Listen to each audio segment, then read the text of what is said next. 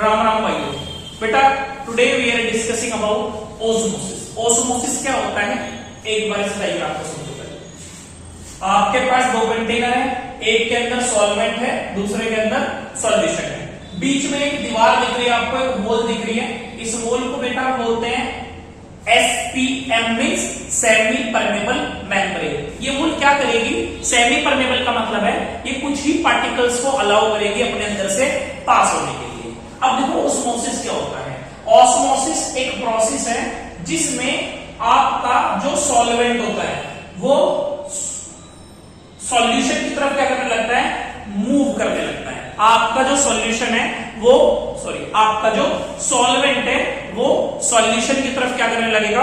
Move करने लगेगा in the presence of semi permeable membrane. आप ये भी कह सकते हो अंग्रेजी भाषा में जब लिखोगे डेफिनेशन कि sir osmosis is a process in which the solvent particles start moving from the कहां से कहां जाएंगे बेटा? जहां पे उनकी कंसेंट्रेशन ज्यादा होगी वहां से लो कंसेंट्रेशन की तरफ जाने लगेंगे।